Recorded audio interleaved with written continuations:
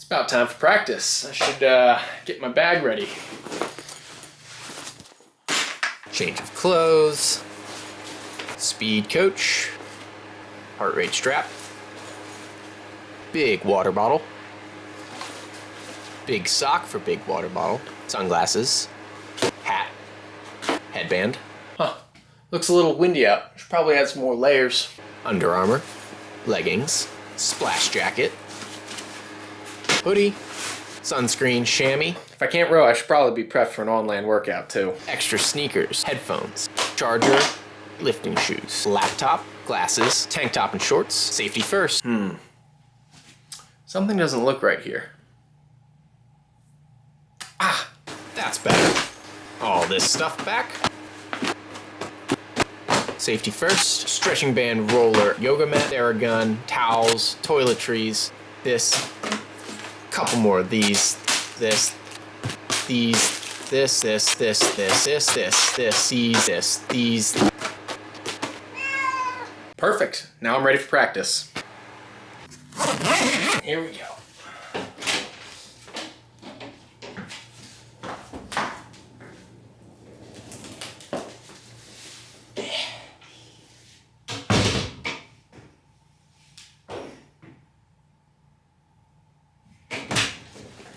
Forgot the mask.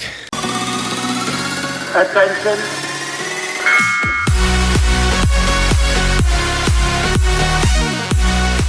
What is going on, rowing community? My name is Justin Best. Thank you so much for tuning into the video today. As you can probably tell by the title of the video, I want to go over what I pack in my rowing bag for practice on a day-to-day basis.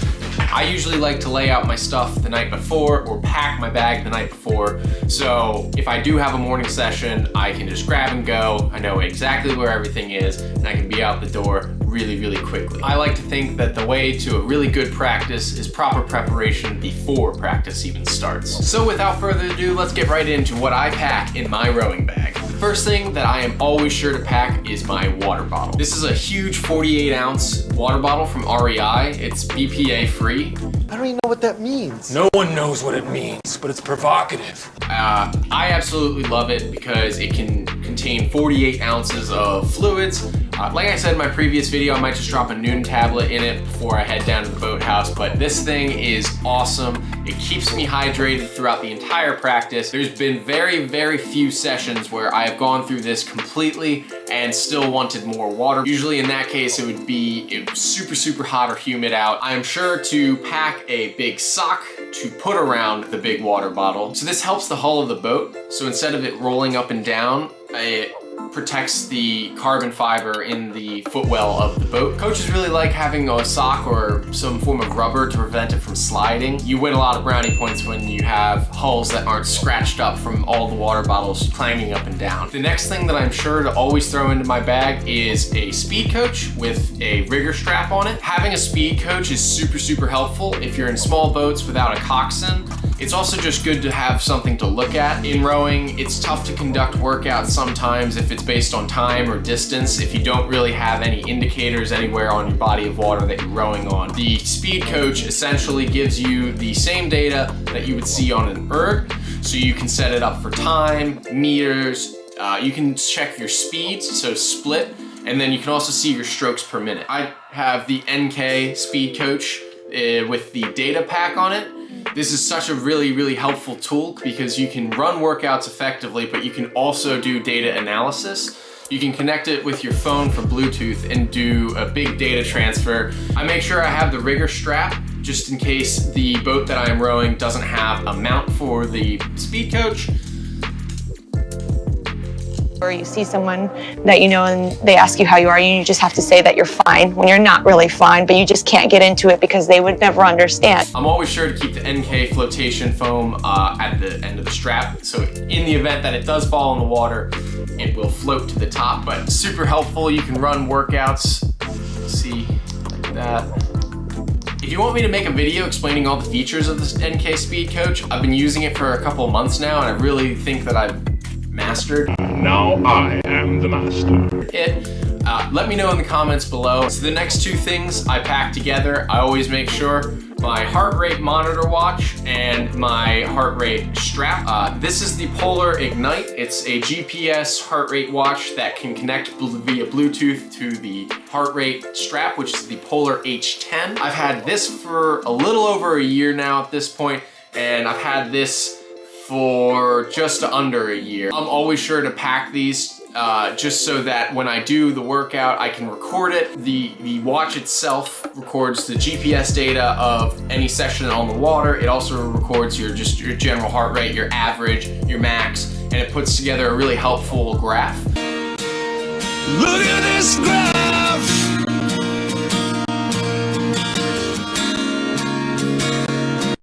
That you can look at on your phone after the workout is done, do some data analysis.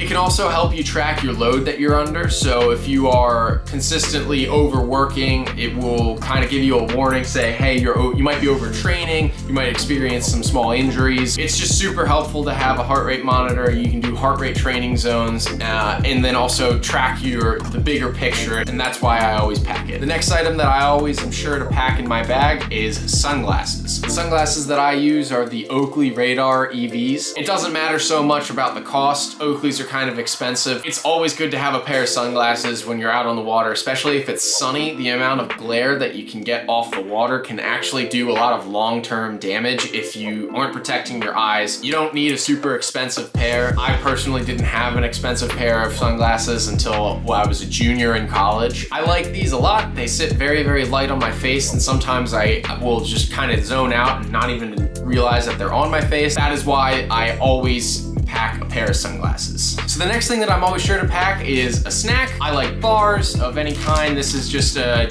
Nature Valley XL protein bar. I might also pack a protein shake. Like I said in my last video, I have a little lunch box, so it really doesn't have to keep cool for hours on end, just maybe 1 to 2 hours while I'm out on the water. Having a snack always feels good, especially when you have a really, really tough session. Just getting something right into your body so you don't have to wait any longer. It helps with start the recovery process, and I also don't really like to be super, super hungry until I can get my next meal. Bars, nuts, pretzels, pretty much anything, I just will grab and go, put it in my bag. So this next thing my mom actually found for me at REI, shout out mom. It's called a Matador. And essentially what it is I just kind of chuck it into one of the compartments of my bag, and it's a bag within a bag. It's a plastic lined bag. It's not too big. It gets to be like this. What I'll do is with wet clothes after practice, I can just kind of chuck it into this bag, and I just have then another layer between the wet clothes and my bag itself. And so then when I get back from practice, I can just take it out of the bag and then chuck it in the hamper. I believe you can get these at REI, but also check them out on Amazon. And I just like it because it's small, it's portable, and it keeps my wet clothes from getting all over the bag itself with anything else that I pack. So I pack these all the time just in the off chance that you get down to the boathouse and you're planning on rowing on the water, but the conditions for whatever reason aren't good. A pair of Bluetooth headphones in case that you're on the erg or on the bike erg or running or something of that sort. It's just nice to have something that you can listen to music. And these are JLab Bluetooth headphones. Super portable, work great, and that is why I always put them in my bag. So the next thing will change depending on the climate that I'm in, and that's pretty much just extra clothes. I'll always have some form of extra clothes, like a t-shirt and some pants, so that I have something dry to change into after the practice, after you get all sweaty on the water. I will also pack extra clothes if I know that I'm in a colder environment or super windy environment, so in the event that you're going out when it's super cold, you have nice layers, whether that's leggings, Under Armour, splash jackets. I'll pack extra hats, always pack extra socks. Specifically, this is a brand called Smart Wool.